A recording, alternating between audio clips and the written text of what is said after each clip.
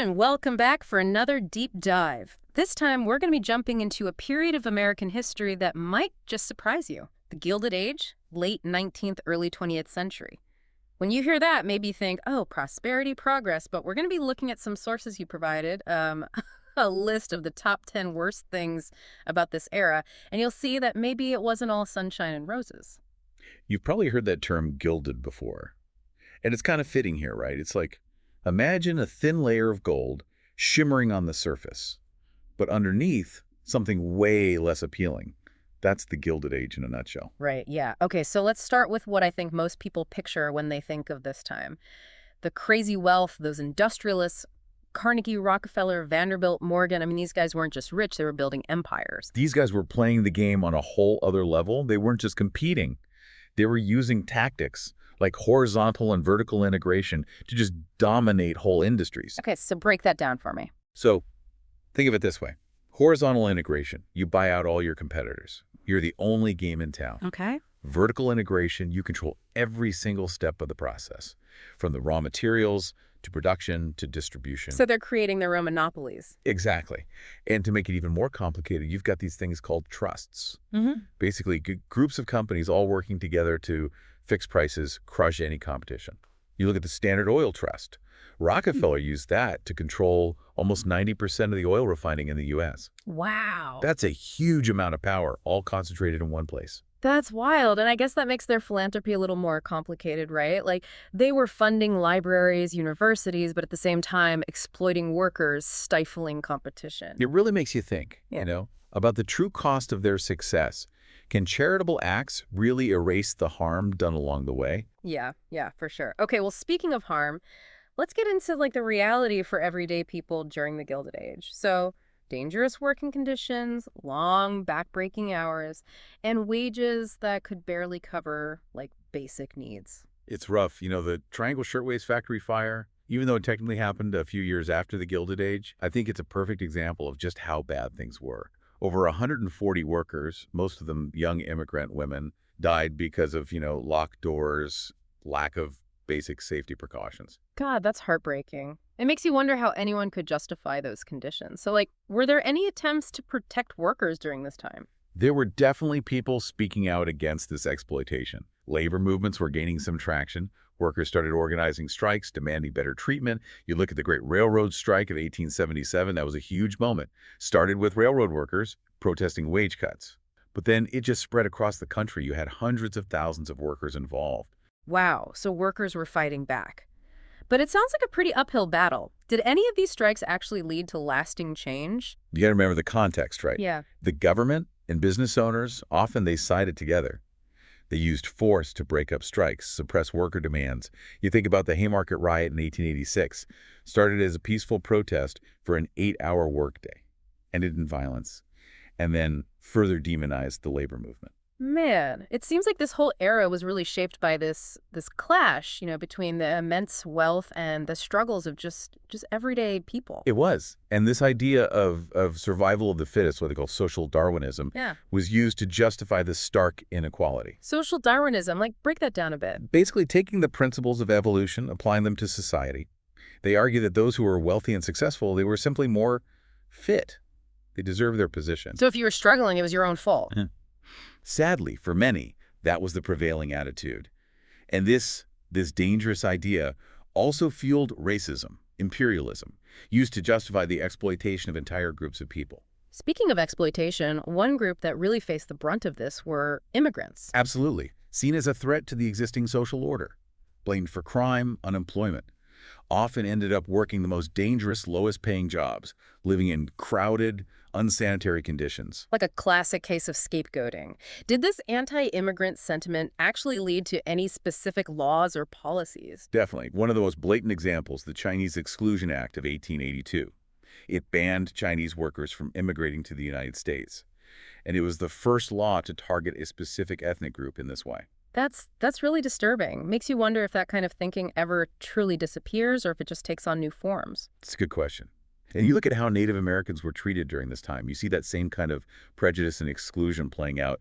This was a time of forced assimilation, displacement from their ancestral lands.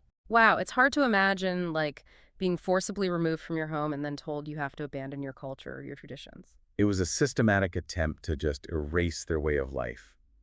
One of the most tragic parts of this, I think, was the creation of boarding schools for Native American children. These schools were designed to strip them of their language, their culture, often through harsh punishments and abuse.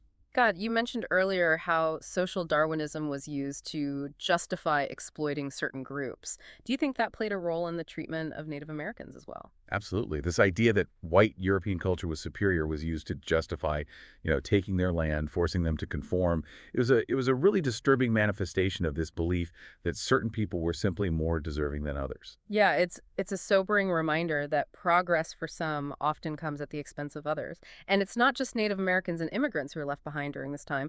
Our source material also mentions the issue of child labor. It's a heartbreaking reality of the Gilded Age. Children, some as young as 5 or 6, forced to work in factories, mines, often in incredibly dangerous conditions. It's hard to fathom that kind of exploitation. What drove this practice? Was it just pure greed, or were there other factors at play?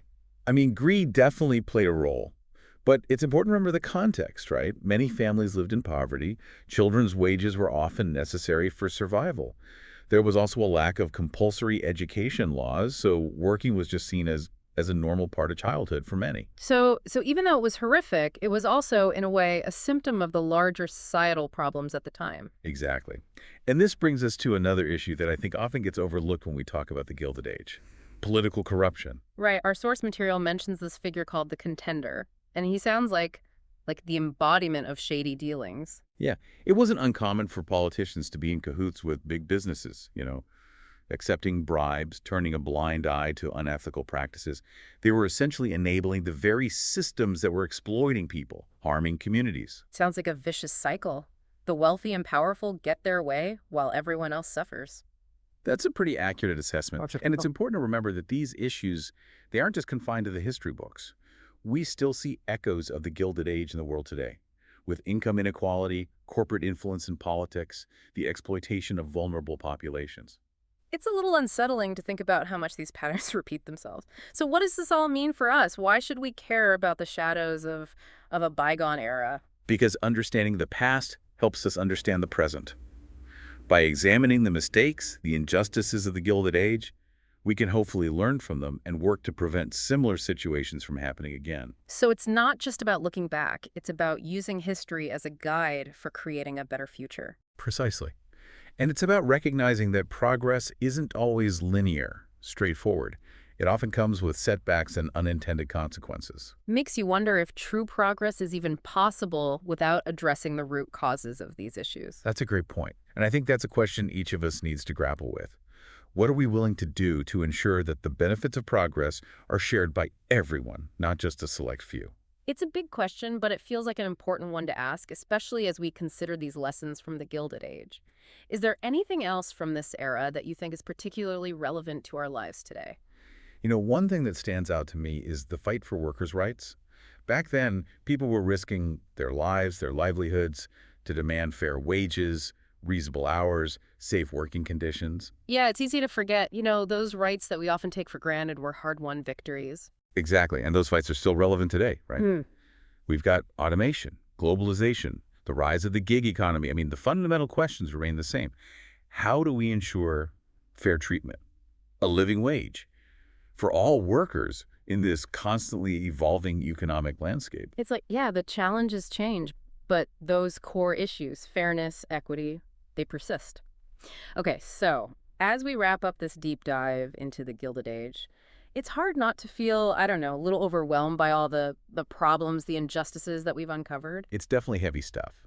And it's easy to get caught up in the doom and gloom. But I think it's important to remember, history isn't just a collection of bad things that happened in the past. It's also a story of progress, resilience, and the ongoing struggle for a better world. So maybe the real lesson of the Gilded Age is not to despair, but to learn from those who fought for change and to continue that fight in our own time. I think that's a great takeaway.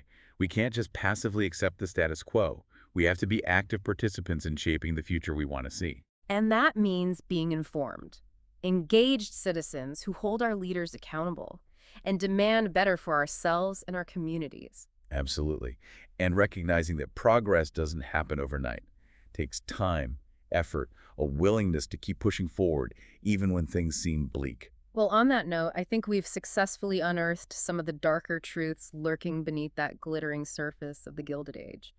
It's a stark reminder that progress isn't always what it seems, and that the fight for justice is never truly over. You said it perfectly. The Gilded Age might be a chapter in the history books, but its echoes can still be felt today.